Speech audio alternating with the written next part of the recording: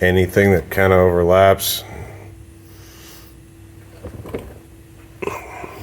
Get your hands up on the top side and feel for like softness, flakiness. These clips, there's the bottom side of a clip by my index finger here. If that won't hang on, it's not stiff, it's just floating around, probably a good sign that you need to check there. My frame's not horrible. There's worse, there's better. I don't live in California. The transmission cross member, I believe is what it's called here. This is a good spot. It's right where it starts to get boxed in. Look on any hole you can see on the outside. If you take your finger and put it in here and you feel nothing but scale, might be something you want to walk away from. Here's your cab mount.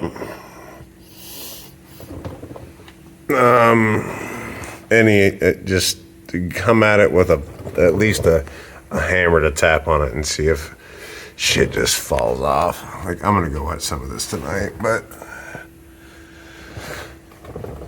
let's get into the front here.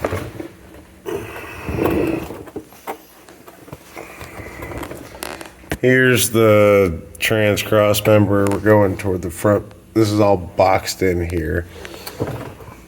I would any weld I would check, peek up in between the cross member and the frame rails. You're gonna have some, but if it's solid and it's just,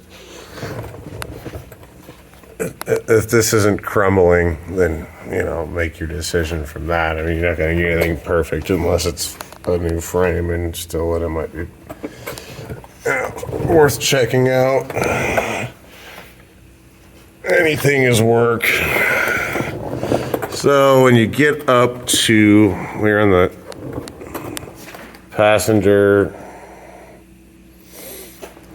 tire in front of the coilover. Obviously, this area tends to hold water and rust. Where your, excuse me, where your control arm attaches, there's an open area here. You can get up in there and spray, and I mean, if you buy the truck, if it's, again, looks like it's the Titanic, it's a good thing to walk away from more than likely. Frame rail here. If that's crumbling,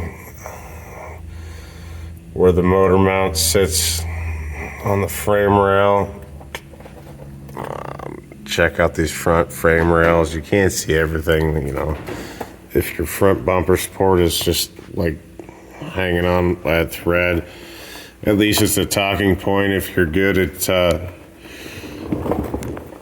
metal fab, any of this here, if this is just crumbling up in here, might be not worth your time and money. A lot of the times these are just covered in scale on the outside, so you can imagine what the inside looks like. I don't know if I can get inside that area, but if you see a shitload of rust and flake, it's gonna be, you're gonna see it on your cam bolt area here. This area too, if it's not covered by a skid shield. I didn't have one when I got it, but it didn't live in the Midwest and the Rust Belt. So these are the main areas.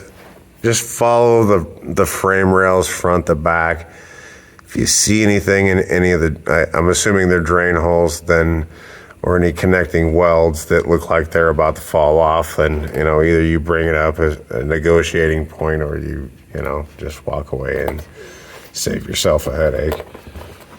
A lot of what you'll see is going to be at the exposed points anyway. This will all be just rusted all the way front to back, and there's a certain level of rust that I suppose is acceptable for a 20-year-old truck, but if this shit has been painted or with the undercoat, or that Rust-Oleum garbage. That shit does not work. To me, it's a walk away point. Hope that helps.